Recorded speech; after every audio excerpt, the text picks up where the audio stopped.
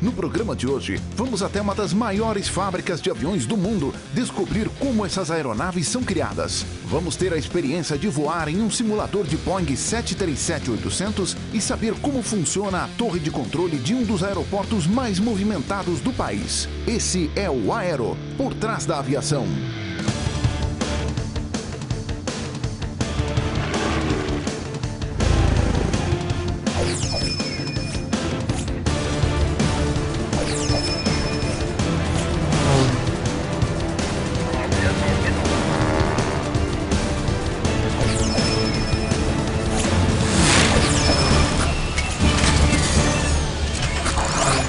Fazer um avião é preciso pensar em tudo, no design, na eficiência, na segurança.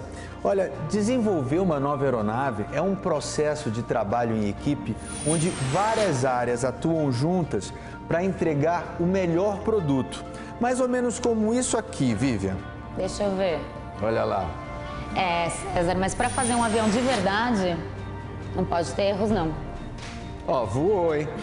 Voou. É verdade. Hoje, o Aero veio numa das maiores empresas aeroespaciais do mundo para mostrar para você o desenvolvimento de uma nova aeronave. A Embraer fabrica vários modelos de aeronaves para atender diversas áreas da aviação. O novo modelo da empresa é o Legacy 500, que está em suas últimas etapas de desenvolvimento para ser entregue ao mercado.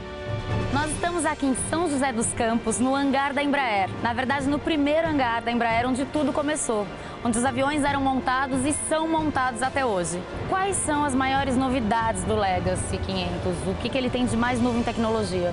Basicamente, ele inclui o que é de mais moderno em tecnologias, desde os sistemas aviônicos até o motor, e isso passa por um sistema também de comandos de voo eletrônicos, que ligam os comandos do piloto à superfície de controle do avião. Que é o fly-by-wire, que são as superfícies que definem se o avião sobe, desce, vai para um lado ou para o outro. Depois que uma nova aeronave é idealizada, a próxima etapa é transmitir essa ideia para que os engenheiros aeronáuticos possam desenvolvê-la. Aqui a gente vê o sistema operacional da aeronave, seria isso? Basicamente isso. Aqui a gente faz a realização das ideias. A gente pega do mundo conceitual lá embaixo e traz até a implementação. Tá, e daqui a gente vai para o Iron Bird, que é onde esse sistema operacional ele vai ser testado. Exatamente. Junto com o piloto. Exatamente. A gente vai pilotos, conhecer mais à engenheiros frente. de ensaio, né? Uhum. E depois que a gente faz alguns testes em Iron Bird, ele migra para o avião, para onde a gente vai avaliar em voo. Iron Bird é uma montagem do avião no solo, equipada com todos os sistemas da aeronave conectados a sensores para testes estruturais. Assim como um carro, o avião passa por diversas etapas de projeto até chegar de fato na linha de montagem. São realizados diversos estudos para detectar possíveis falhas e adaptar melhorias à aeronave. Só depois de muitos testes, o avião começa a ser produzido. Eu estou aqui no simulador do Legacy 500. Eu vou ver como é que os engenheiros ensaiam o avião enquanto ele está nesse processo de desenvolvimento. Carlito, vamos fazer um voo aqui para eu entender um pouco como é que é a dinâmica desse avião e ver as diferenças que ele tem. Então vamos lá, só colocar potência.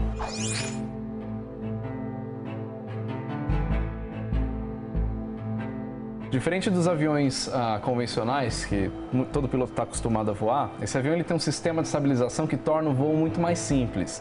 Então, por exemplo, num avião comum, quando você solta o manche do avião, no caso aqui é o side stick, o avião ele tende a descer ou subir, depende da compensação que tem.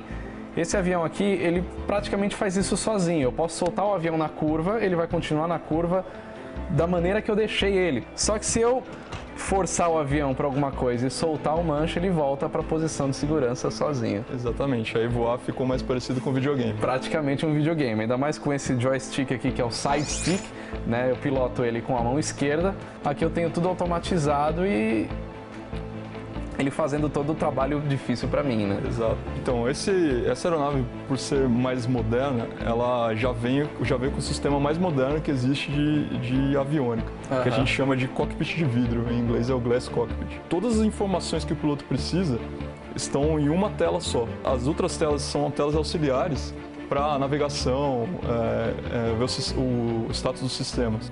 Agora, no caso de uma emergência real, ou do computador, ou uma falha do motor, enfim, eu tenho como pegar o avião 100% na minha mão? No último caso, o avião tem o que a gente chama de modo direto. O modo direto significa um movimento no side stick, vai ser um movimento direto na superfície. Se eu tivesse com uma velocidade muito alta, como é que eu breco esse avião? Então, o primeiro sistema para frear o avião é tirar a potência. Então, você tirando a potência, você pode ver aqui pela barra ele já magenta, vai que agora ele começou a frear, certo? Tá. O segundo método seria o speed brake. E aí, no caso, o que você pode fazer é utilizar os flaps de pouso. Lembrando que esse simulador, ele não está aqui para treinamento de pilotos, ele é um simulador para testes de engenharia, para os engenheiros saberem aquilo que precisa ser melhorado, onde que precisa ajustar. É uma forma muito mais barata de desenvolvimento do que você testar isso tudo num avião real.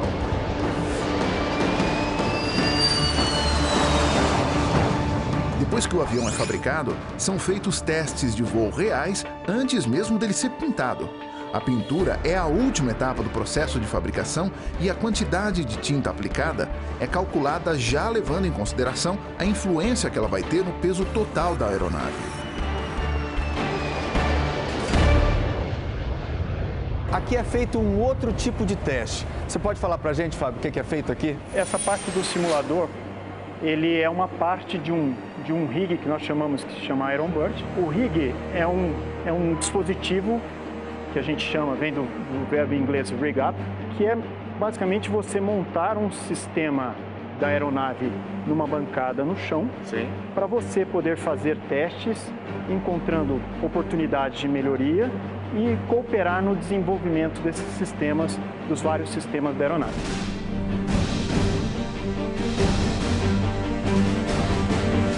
Ele vai fazer uma decolagem agora, no qual vai ser simulada uma falha do sistema de comandos de voo. Então o piloto vai decolar, vocês vão ver aquelas luzes verdes, significa que o sistema está normal. Ok. Certo? Agora ele está indo para a decolagem, a partir de um certo momento da decolagem, vai ocorrer essa falha. Vai ocorrer essa falha colocada pelos engenheiros aqui nos modelos.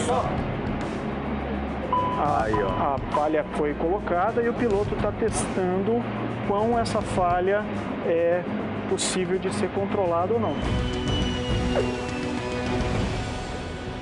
E tudo isso não sai do papel se não forem esses dois caras aqui. São eles que comandam os ensaios, os testes para fazer o primeiro voo e para pôr um avião para voar. Por exemplo, a minha parte, o meu grupo é pilotar o avião. A parte dele é fazer engenharia de ensaio e cuidar do qual vai ser o perfil do voo que vai ser utilizado, fazer a condução do voo. Entendeu? Então, o que a gente quer adquirir de dados desse voo? O teste de um avião, ele inclui tudo, desde você dar partida, andar com ele no chão, que é o taxiar, decolar, fazer o voo na área, entendeu? Voltar, pousar. Então, para cada fase dessa aí, você tem que garantir que o avião voa, que ele voa bem e que ele voa com segurança. E que ele cumpre conforme o projeto. E vocês assustavam muita gente durante os voos de teste? Não, os voos são feitos altos, né? E são feitos longe daqui também. São feitos longe daqui também, entendeu? A gente assustava a gente, né? Antes de um novo avião entrar no mercado, ele deve cumprir todas essas etapas de desenvolvimento, muitas até sigilosas, e é testado por engenheiros aeronáuticos e pilotos experientes. Esse trabalho em equipe permite a fabricação de aeronaves cada vez mais modernas e seguras.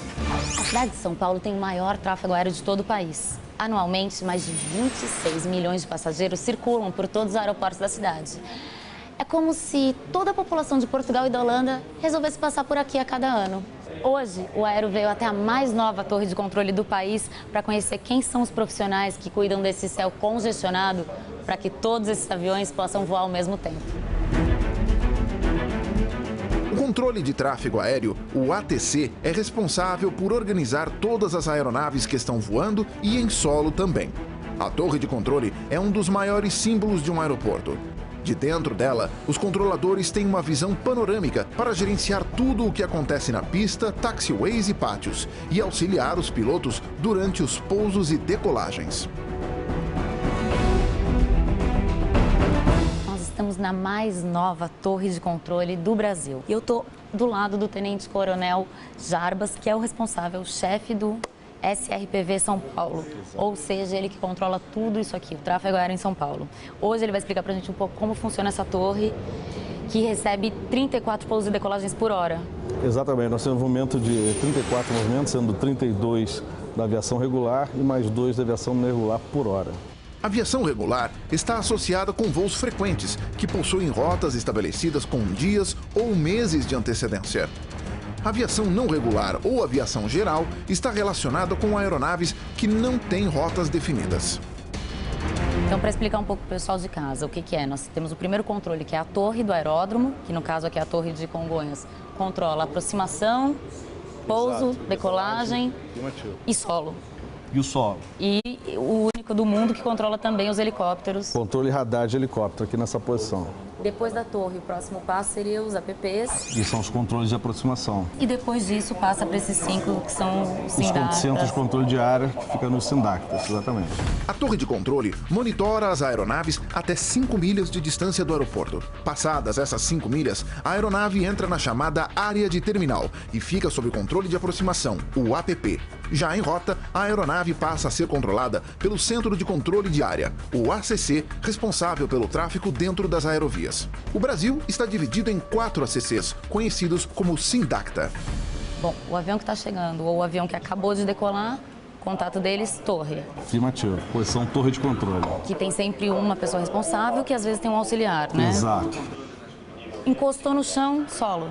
Isso, vai para a posição solo, que vai controlar desde o pouso até o estacionamento, que vai levar ele até o gate ou o finger da aeronave, ou alguma posição remota. E na saída do finger também ele leva até a cabeceira da pista para decolagem, essa posição solo. Todo táxi é controlado pelo solo? Todo táxi é controlado pelo solo. Muito bem. Aí o outro controle que está ali? Ali é aquela parte do clearance que é responsável pela autorização de voo. Então, quando uma aeronave vai iniciar a decolagem, precisa decolar, ela tem que primeiro ver se o plano dela foi aprovado. Então, antes de ele dar partida na sua aeronave, ele entra em contato com o clearance, fala a matrícula da aeronave, ela vai checar o plano de voo junto com o centro para qual ela vai voar, que pode ser o centro Brasília, centro Curitiba ou centro Recife. E aí, estando autorizado, ela autoriza, ele dá a partida e a partida vai chamar torre solo. O plano de voo, então, ele é sempre feito pela aeronave ou pela companhia aérea, mas tem que ser sempre aprovado pela torre. Sempre.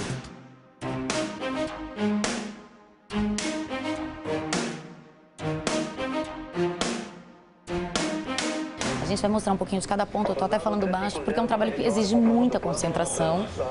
Tanto que, assim, é um número reduzido de pessoas, acho que até para não ter uma equipe grande, para não causar muito barulho. É o suficiente para a gente fazer o trabalho com segurança. O coronel estava me explicando aqui, ó, esse strip aqui é de um voo, né? Isso, ali nós temos o TAM 3134 que pediu autorização, ela checa com o plano de voo, com certeza já fez o cheque com a centro adjacente e dá autorização para o piloto dar a partida na sua aeronave. Então aqui é uma coisa um pouco mais burocrática, né? E aqui começa mesmo a ação no aeroporto. Aqui posição solo. Então o que ele está falando com as aeronaves e qualquer veículo que esteja na área de pistas. Vendo o Gol que está livrando a pista aqui, ele já está falando, ele tem o Gol 1508, o Gol 1526. Então ele está autorizando ele a prosseguir para o seu gate. E o contato dele com o solo é até ele parar no finger? Afirmativo. Assim que ele parou, acaba o contato. Ele livrou a pista, definiu o finger para ele. Quando ele já tem o finger definido, ele permanece apenas monitorando a frequência. Ele não fala mais com o controlador, mas ele fica monitorando a frequência em caso de seja necessário falar alguma coisa. A gente procura sempre otimizar a frequência, falar o mínimo necessário para que a gente não congestione a frequência.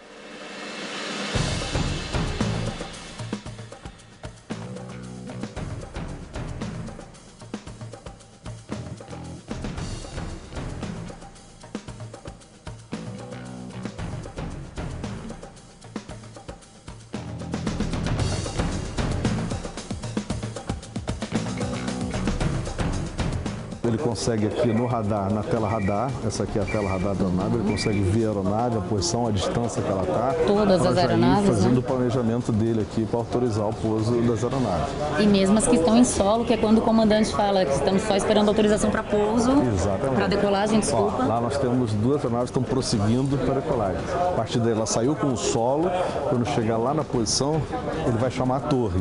Aí ele vai chamar a posição dele aqui. Cada ponto na tela do radar é um avião acompanhado de seu código transponder.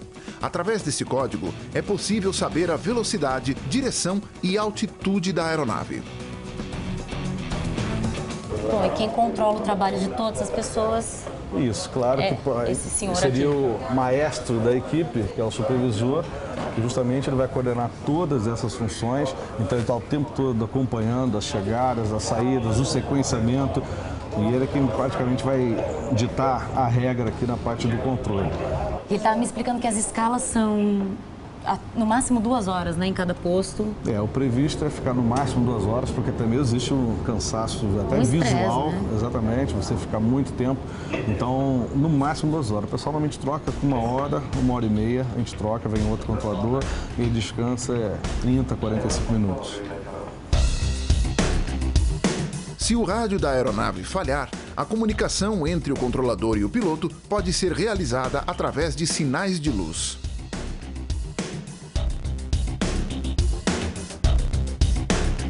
Tá vendo, gente? Você acha que é fácil, né? Você acha que é só sentar lá no portão, tomar seu café, comer seu pão de queijo e reclamar que seu voo tá demorando. Exatamente. Acontece muita coisa aqui pro seu voo sair e chegar em segurança. Com certeza. E muita segurança, né? A gente fica até mais tranquilo quando a gente vem aqui e vê que as coisas são muito controladas e muito bem feitas. Pode voar tranquilamente.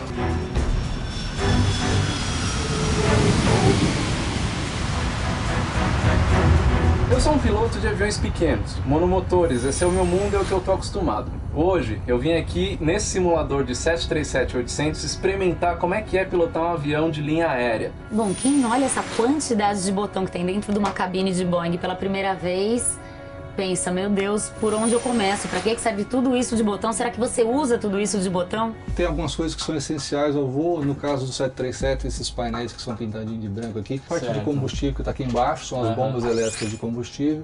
Parte de geradores, né, a parte elétrica do avião. Parte hidráulica do avião, são bombas elétricas e mecânicas. E aí a parte pneumática do avião. Tem a parte do PFD, o Primário Flight Display, que é essa parte que mostra praticamente a atitude do avião. Então, saindo aqui agora da parte da tela de navegação, né? Você tem a tela de navegação aqui, tela de controle de motores aqui. Aqui a gente tem o controle dos motores. Isso é o quadrante de manete, né? Aqui é onde a gente dá potência, né? Potência dos 2 motores, ok? Aqui eu tenho o reverso, ok? Certo. E tenho flaps. Flaps aqui. Speed brake, freio de estacionamento. Aqui eu tenho a alavanca de combustível. Quando a gente for dar a partida, a gente tem que abrir o combustível por aqui, essa alavanquinha aqui, ok? Faltou essa parte aqui, que é basicamente piloto automático. A grosso modo, é o piloto automático. É o piloto automático, tá bom? Os pilotos que já trabalham em companhias aéreas, eles voam em simulador? Eles fazem treinamentos ainda em simulador?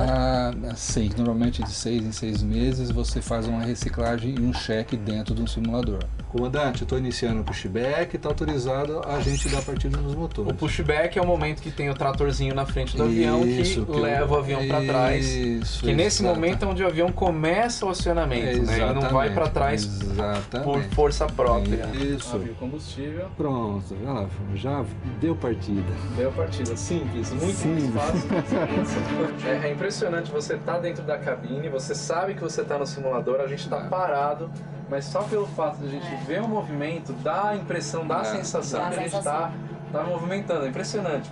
Então, Solo Curitiba é o Aero 1234 no pátio iniciando o táxi. Durante a decolagem, o avião passa por 3 velocidades de segurança: V1, Rotate e V2. Tripulação, decolagem autorizada. Vamos tirar ele do chão agora. Aperta o botão. Ok, aí mão na manete, mão na manete até ela falar.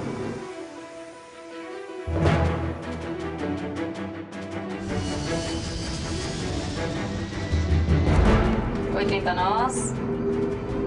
V1, rotate. A V1 é a velocidade limite para o piloto abortar o voo com o avião ainda na pista. Rotate é a velocidade em que o avião começa a levantar voo. E V2 é a velocidade segura para a aeronave continuar subindo.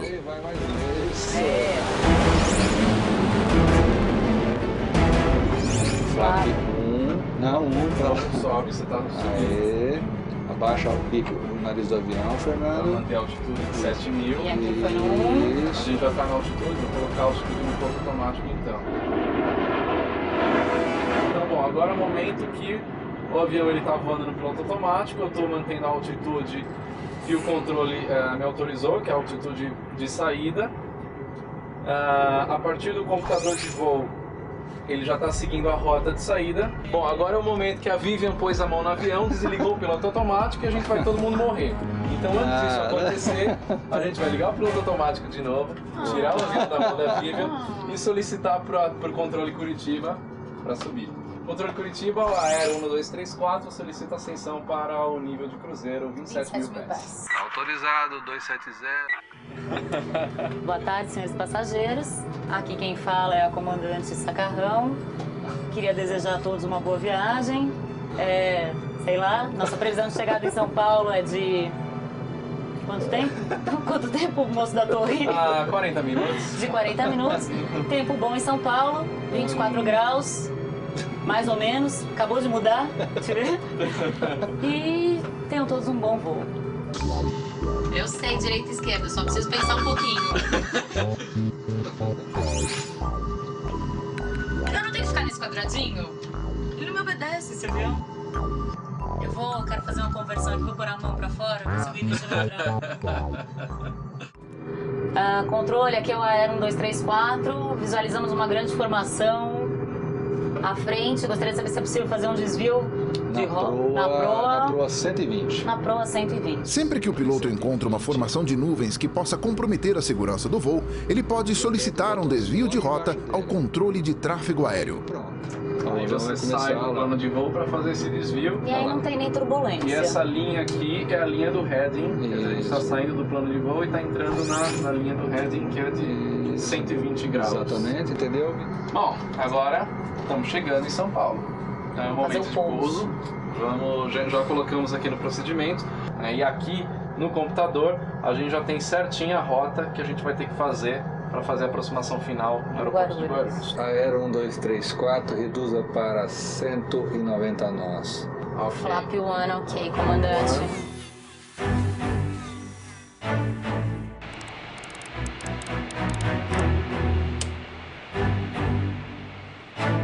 Aero 1234. Oi. Aero 1234, prossiga. Não é oi. Estou tentando trazer informalidade à aviação civil. Tripulação, pouso autorizado. Isso. Posso desacoplar o piloto automático e o autothrottle na mão também. O autothrottle. Autothrottle é o sistema de aceleração automática do avião. Tripulação, preparar para pouso. Tô na mão. Chegando em São Paulo, né? Essa cidade linda. Olha lá a pista.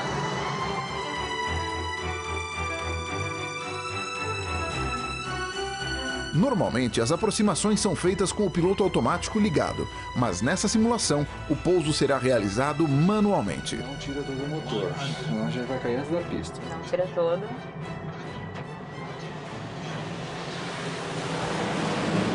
Tira tudo reverso. Reverso. Bom.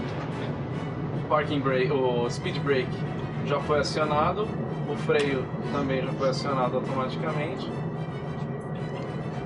A hora que o avião parou, tira o reverso, freio auto brake em off e eu continuo falando na pista.